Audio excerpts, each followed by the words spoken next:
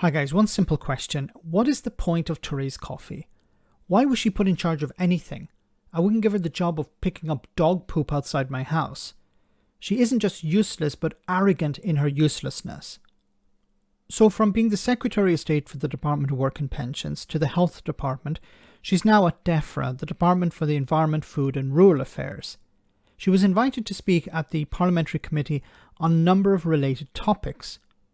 Now, she spoke in circles for about 2 hours, but don't worry, I won't show all of that to you.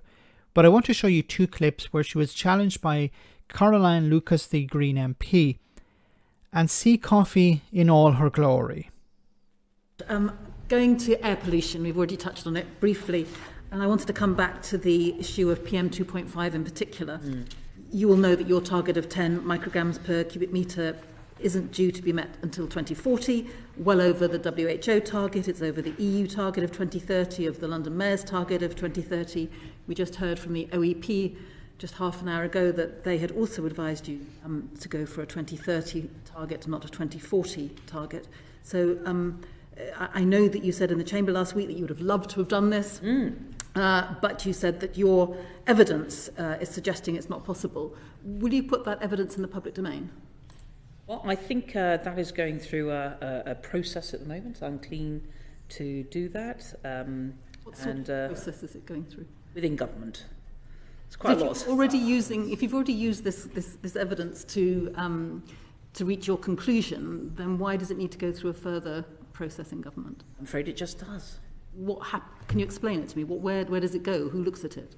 It goes. There's a process in government about releasing of aspects of information. So, what I will say is,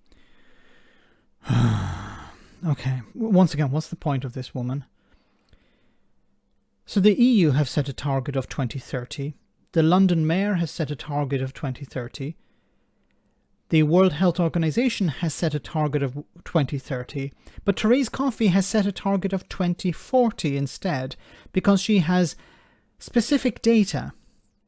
And Caroline Lucas is basically just asking, can we see the data? When are you going to present it to the committee or put it in the public domain?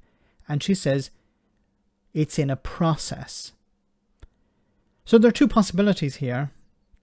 Either the data was removed from the behind of Therese Coffey, and that's why she has this number of 2040, or the data is dodgy. Because if the data was justified, was useful to come to the conclusion that the target should not be 2030 but 2040, then she shouldn't have a problem presenting it. Or if she doesn't want to present it to the public, at least present it to the committee, but she's doing neither.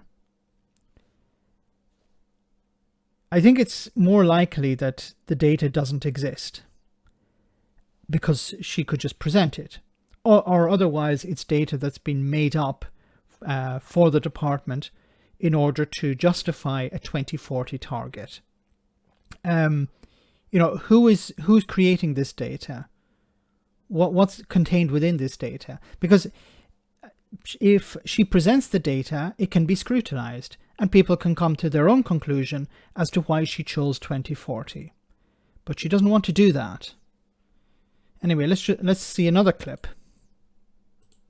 that's why we've taken action. But he would like to go further, and many other people, 90% of the people who took part in the consultation, would like you to go further. And doesn't it seem rather reckless to put at risk lives of thousands of people, the premature death potentially of thousands of people, because you will not look at the measures that many scientists say are perfectly possible to be taken that could allow you to meet that 2030 target? Well, I don't believe that is the case, and that's why, in answer to Mrs. Webb's questions earlier, quite a lot of this needs to be delivered locally. We can't determine in Whitehall, and you could Marshall Street, the traffic flows of every single element there. If I looked at the website the other day in terms of smoke control areas. I haven't checked this with my officials yet, but it looks like the borough of Barking and Dagenham don't even have a smoke control area. And there are things I have powers on, but I don't have powers on London boroughs. The Mayor of London does, is my understanding. And the Mayor of London would like some more powers in order to be able to meet... powers now. He would like some more powers in order to devolve, to have those devolve so that they could move more quickly. They've pointed out that London air pollution is falling 5 times faster than in the rest of the country, so that would actually help you to meet the targets.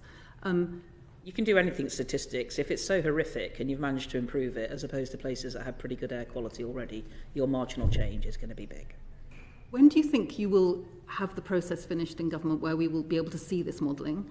And will you sit down and discuss it with people like Professor Frank Kelly so that we can look at how that modelling compares to other modelling? Because he would point out, and he is, I think, pretty much accepted to be a world expert on this, that the approach that he has taken in the modelling that he has done at Imperial College is far more granular than we think, and obviously we've not seen it, the modelling that you may well be relying on in the department. So he models on a 20 metre by 20 metre basis, whereas the other modelling, if it's the one that we're thinking of, is actually a kilometre by a kilometre. So what we're looking at here is the potential to get down to some more granular detail. Would you sit down with him when you've got your modelling, he's got some modelling, and actually discuss it? I'm not going to sit down with him, no.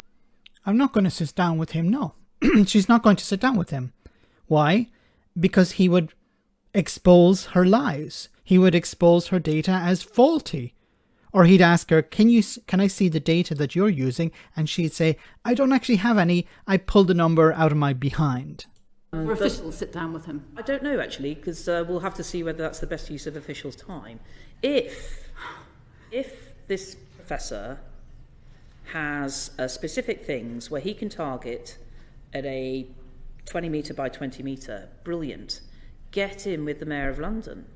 If that's where the issues are and he can unblock different things, great. The Mayor of London would need some more powers to do it. We're going round in circles, Minister. And that's it. Going around in circles. So Therese Coffey is saying, yeah, okay, that'd be great. But it's not my job. It's the Mayor of London's job. And Caroline Lucas clearly points out, okay, then give the Mayor of London more powers in order to do this. And Therese Coffey's like, well, he has enough powers. He has loads of powers. So the Tories don't want to devolve powers to the Mayor of London, for example, to carry out this work, to check this data. But they don't want to do it themselves. They don't want to devolve powers because they want to keep all the power to themselves, but they don't actually want to do the work either. Once again, what is the point in having somebody like this individual in a position of power? When she was in the Department of Work and Pensions, completely useless, ignoring the realities that ordinary people are going through, the desperate situation people were in when it came to universal credit and benefits, ignoring their reality to very serious with very serious consequences. Then she was in the health department for a bit.